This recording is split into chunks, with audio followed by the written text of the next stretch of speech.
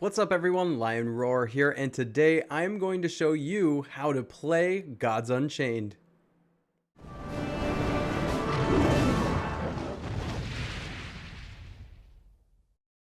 Before I get started, I want to highlight that this is a video for beginners, so I'm going to cover basic rules and mechanics in this one. I'm not going to cover strategy, but make sure you're subscribed and hit the bell notification because in future episodes I will cover things like deck building and advanced gameplay. Of course, if you haven't downloaded the game yet, make sure to use the link in the description of this video along with my referral code to get started. Now, the foundation of understanding how to play is understanding the cards and what they do. So I did just release episode 3 all about the cards. Make sure you go watch that video before you watch this one because I'm going to walk you through all the steps of gameplay, but you need to understand what the cards do as I'm giving you that example. So let's dive in and I'm going to talk through things as I play. The first thing you need to do is decide what game mode you're going to play. Of course, if you haven't completed the tutorial yet, do that because not only is it one of the best ways to learn, but you get 3 free core packs as well. One of the other game modes is that you can challenge a friend directly. You can play solo matches against the computer, or you can play ranked matches versus other players. It pits you against people who are about the same rank and you're trying to compete to raise your rank. It's the most lucrative game mode because the better your rank, the better prizes you get. Today, we're just going to do the solo mode so I can kind of walk you through the rules of the game.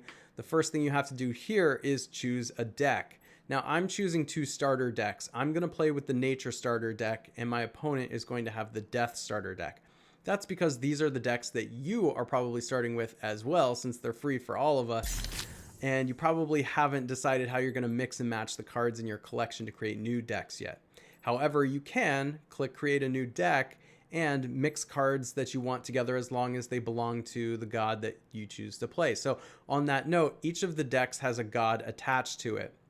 The Nature deck has Aona, the goddess of nature.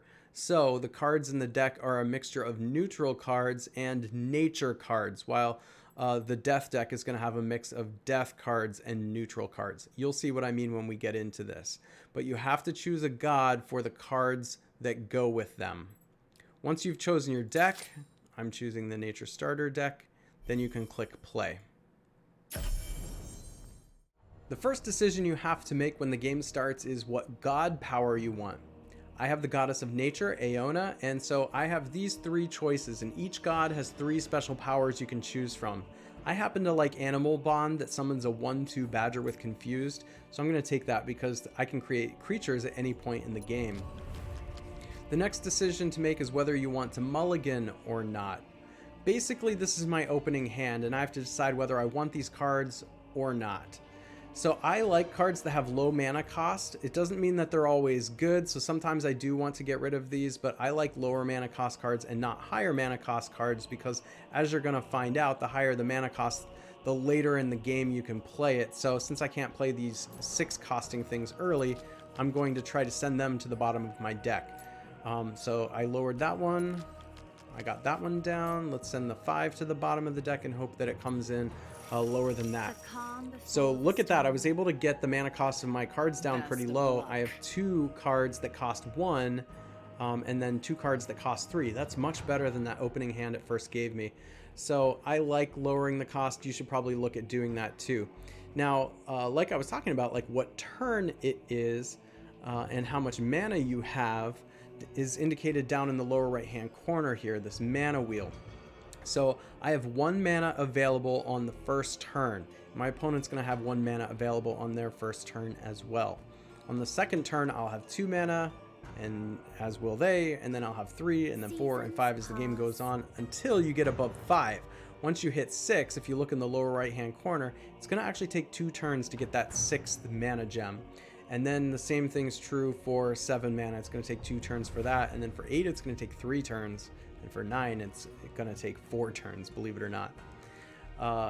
Now, one more thing about mana to take note of. It depends on whether you're on the play or on the draw, or basically whether you're going first or you're going second.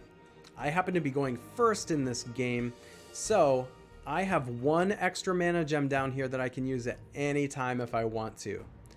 My opponent who's on the draw is at a disadvantage. Statistics have shown over time that the person who goes second in games like this often loses, so God's Unchained has tried to make up for that by giving them a little extra mana in the upper right hand corner. So while I have one extra gem, they have 3 extra gems to use at any point in the game, and that just tries to level the playing field a little bit.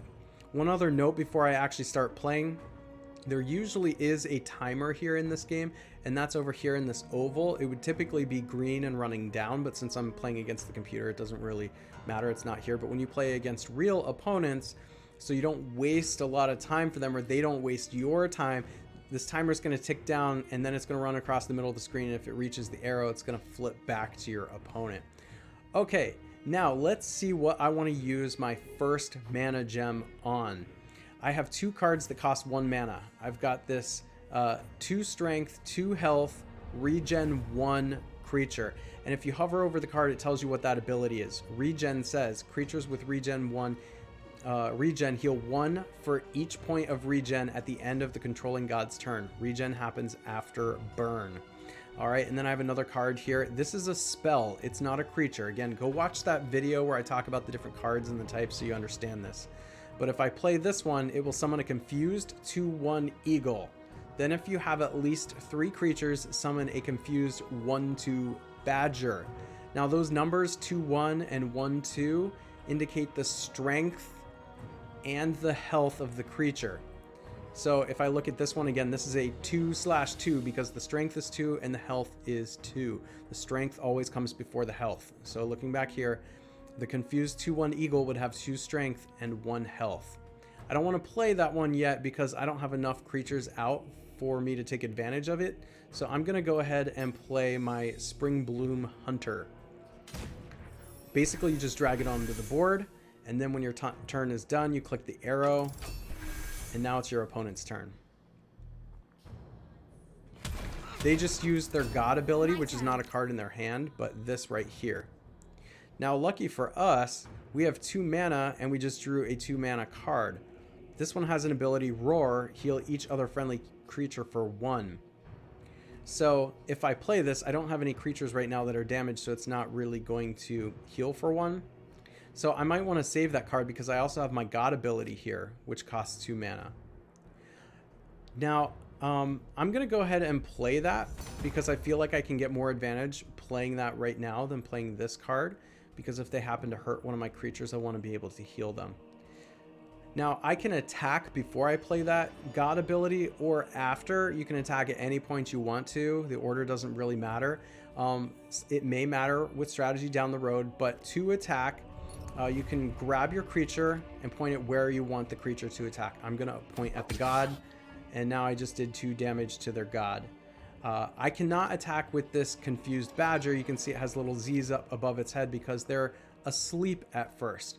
Creatures cannot attack the turn they come out. You have to wait a turn until they're not sleeping anymore. Passing the turn back to them because I can't attack with my badger.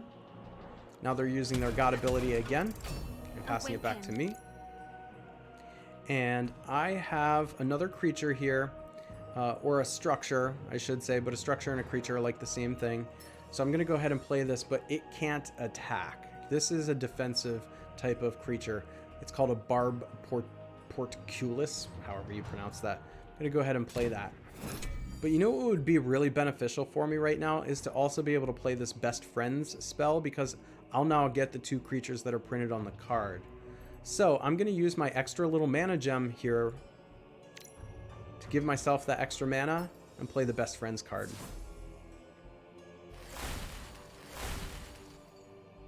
Because these 3 creatures just came out, they're asleep. I can't attack with those yet. I can only attack with the 2 creatures that have been out on the board for more than 1 turn. Now you might have been wondering, what does confused mean? And like, what is this swirling above its head? Well, confused states when attacking, a creature with confused has a 50% chance to attack a random valid enemy. So if the opponent, who hasn't really played any creatures yet, had creatures out, and I attack with the creature like this, there's a 50% chance it could hit the god, but it might also hit one of the creatures that's out. Now let's pass the turn back.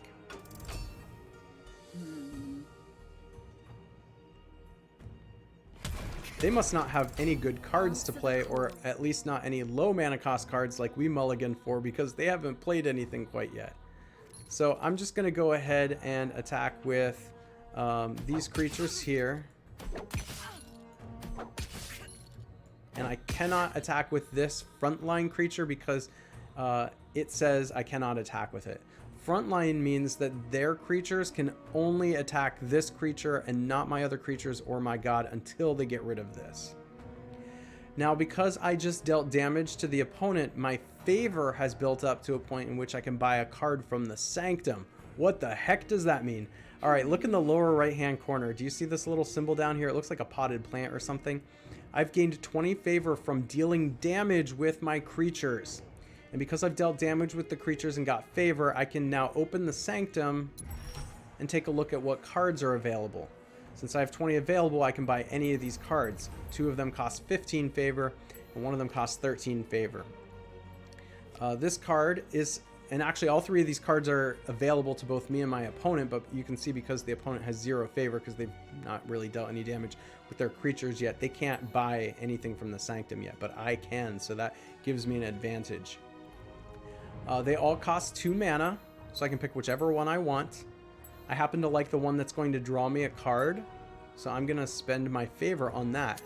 So once I spend it, I have 5 favor left. I think I will go ahead and play that and draw a card. You can only have up to 6 creatures on the board at any one time, and since my board is full, I'm going to go ahead and pass the turn and not play any other cards. I am not kind in You will lose any mana that you don't spend. My turn. Now, I want to see my opponent play a card, so I'm going to go ahead and just attack with 1 creature and pass the turn back. Decent. Nature is There we go. often So now they've played this unpredictable. 6/5 Riled Ursine, and what that means is it has 6 strength and 5 health. Again, watch the card video if you need help understanding what the cards mean. But basically, it will deal 6 damage to anything that it hits, and it has 5 damage that it can take before it dies. I don't have to attack this creature because it doesn't have frontline, so I can skip it and go at the god. But if I can't want do to that. try and get rid of this creature, I could aim my creatures at their creature. Let's do it so I can show you what this is like. Seasons pass. So I dealt 2 damage to it there. I'm going to deal 2 damage. Oh, see? Confused made my eagle miss the bear and went after the god. But let's keep attacking the creature and see if we can kill it. Here we go. Now we just need to hit it 1 more time. Now, what I just did is probably bad strategy because I just lost a lot of cards to get rid of their 1 card. That's usually not good. So you're not watching this for any kind of strategy. I'm just showing you how to attack creatures and how to attack gods here. But now that I've lost some creatures, I have room on the battlefield again for more creatures. So I'll go ahead and play my Escaped Silverback. And it has 5 strength and 4 health. When it came out, it said it's going to deal 1 damage to a random enemy character. That includes the god, so it just did 1 damage to the god. And now I'm going to pass the turn back to them. Did you notice how that was turn 6, but I didn't have 6 mana yet? And that's because it's now taking 2 turns to fill 1 mana gem in the lower right-hand corner of the screen. All right, so I'm going to go ahead now and show you what they put down. They put down a card called Flame Caller. And it has Backline. At the start of your turn, deal 1 damage to each enemy character. That's actually kind of scary. I think I want to get rid of that. Backline is the opposite of Frontline, which this creature has. So all their creatures have to attack this Frontline creature and kill it before they can attack any of my other creatures or god.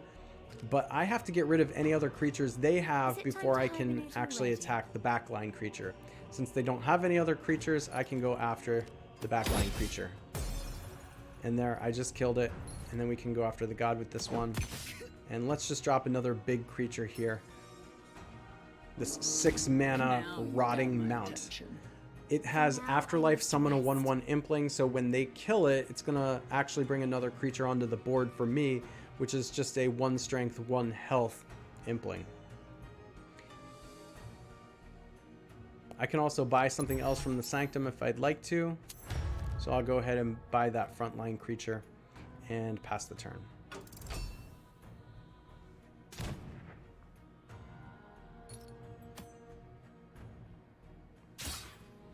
So they just used a spell to heal.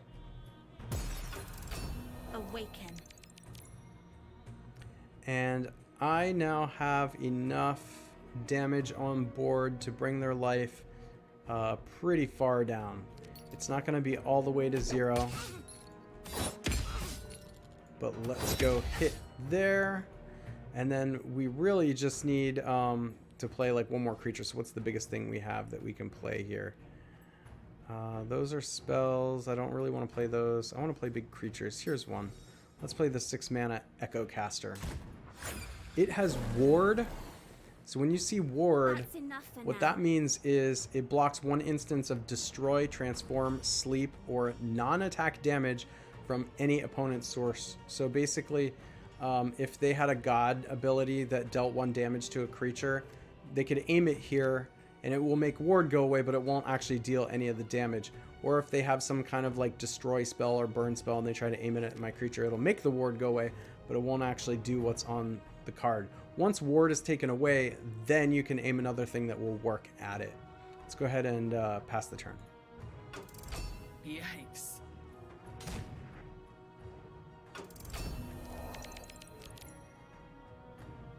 So when an enemy creature dies, they draw a card. That's the creature they played. That's the ability on their spell. But we're going to go ahead and let's see if my Confused Eagle can hit their god or if it's going to hit their creature. Hit their god, so I ended up winning. All right, and that is how you play Gods Unchained. If you haven't already, make sure to like, subscribe, hit that bell notification so you know when I drop new videos or go live, and I will catch you in the next one.